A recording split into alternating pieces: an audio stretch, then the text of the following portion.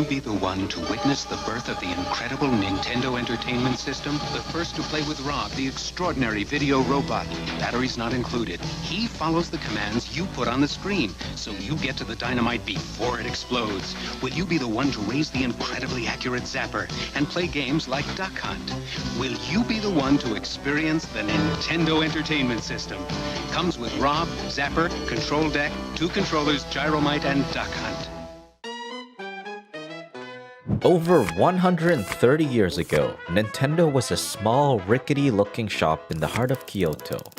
The shop's founder, Fusajiro Yamauchi, tossed out the idea of selling conventional Japanese products like sake, silk, and tea. Instead, he held on to the idea that selling a controversial product that was just legalized would be more lucrative: playing cards. Later, his great-grandson would follow in his footsteps by breaking into the video game industry amid the North American crash. Many told his team they missed the opportunity and didn't know what they were doing.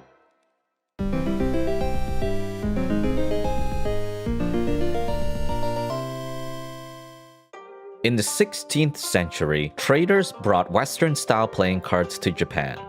The cards quickly became a popular pastime among locals and were often used to gamble. They were later banned when Japan closed its borders to the world. Many who got into the business of making them stopped immediately. Meanwhile, others looked for ways to get around the ban. They ended up creating new playing cards with disguised designs. One of them was called Hanafuda. While Western cards had 4 suits and 12 numbers, Hanafuda consisted of 4 seasons and 12 months. Eventually, the government caught on and banned them as well. But it was too late. Hanafuda was so popular that many continued to play in secret. It wasn't until the 19th century that things changed. After a more open-minded government took over, the ban was finally lifted.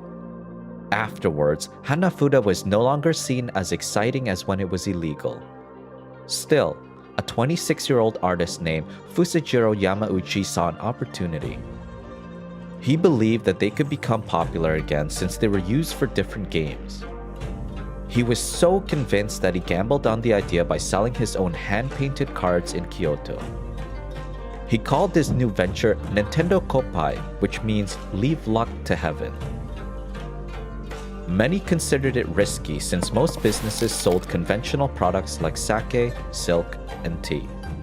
But Fusajiro proved them wrong as his cards quickly became in demand, particularly by the Yakuza who used fresh decks for high-stakes games.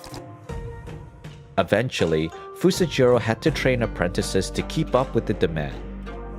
And within a decade, his gamble paid off. Nintendo Koppai became the biggest playing card manufacturer in Japan. When Fusajiro retired, he handed the business over to his daughter's husband, Sekiro Kaneda. Sekiro proved to be a worthy successor after creating a distribution system and sales force throughout Japan. But as the business grew, the Yamauchi family fell apart, proving that there are some things money can't buy.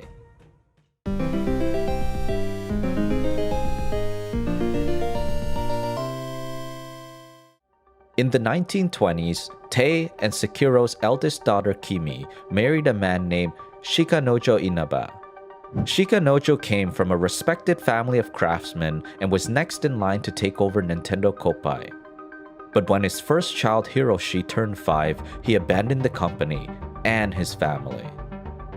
Unable to cope as a single mother, Kimi handed Hiroshi to her parents. He rarely saw his mother and never saw his father again. Tei and Sekiro raised Hiroshi with the same iron fist that ruled the family business. They sent him to a preparatory school and expected him to study law or engineering.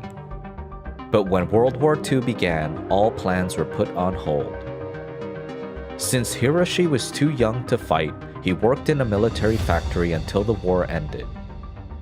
Afterwards, he fulfilled his grandparents' wishes and left Kyoto to study law at Waseda University. He also agreed to an arranged marriage with a woman named Michiko Inaba. A few years later, Hiroshi received an unexpected call and was asked to rush home immediately. His grandfather Sekiro had a sudden stroke, and one of his final wishes was to see Hiroshi. Propped up on pillows on his bed, he asked Hiroshi to drop out of university and take over the family business. Hiroshi reluctantly agreed. It would be a lie if I said I was enthusiastic about taking over. I was young, and I had mixed feelings.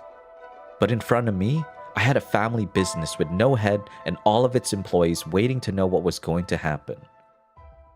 At just 21 years old, Hiroshi became Nintendo Koppai's new president overnight. None of the employees welcomed him and resented his youth and inexperience. They turned out to be among the many who underestimated his ability to turn the family business into Japan's richest company.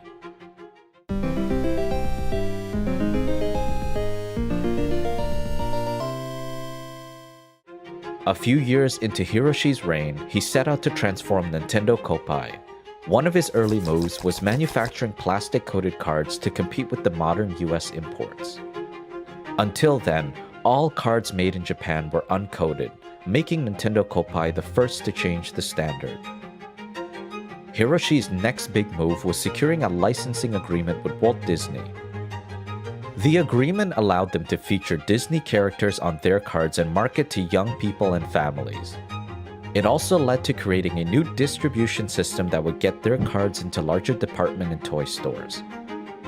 While the launch was successful, Hiroshi struggled to expand and compete against the modern US imports. It made him realize that there was little room for growth in the market and that it was time to venture into new businesses. So Hiroshi dropped Koppai from the company name and took it public to finance its expansion. Afterwards, he launched an instant rice product, started a taxi company, and opened a love hotel. While these ventures brought in some revenue, Nintendo lost a fortune and sunk into debt.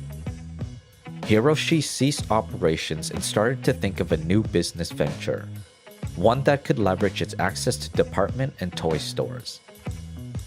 Meanwhile, Nintendo Koppai's mainstay business, Hanafuda, continued as usual.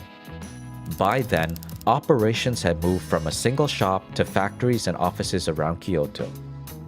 To many, it was still considered small and even unideal to work at them when compared to the companies in Tokyo. But to an electrical engineer graduate, it was their only chance for a future, so much that they put their degree aside and accepted a job as a janitor.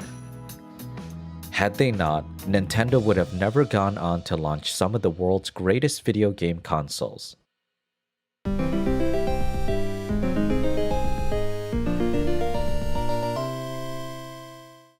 After Nintendo sunk into debt, Hiroshi hired top university graduates to help him innovate. One exception was an electrical engineer graduate named Gunpei Yokoi.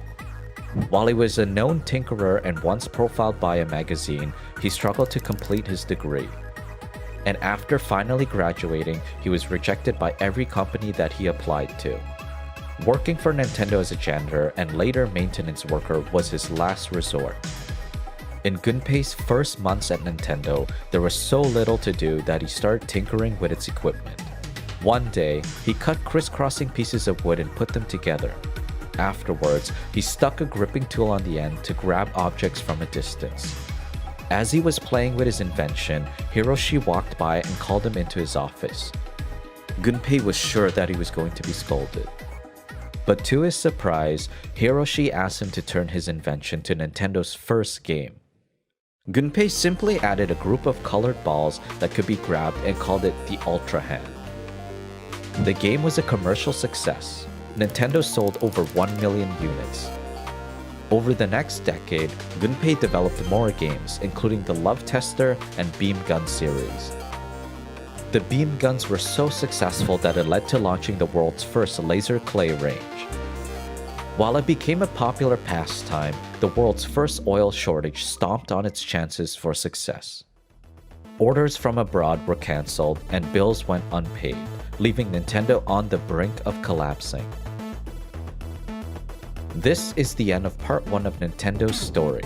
In the next part, the company risks everything to succeed in a new industry, video games.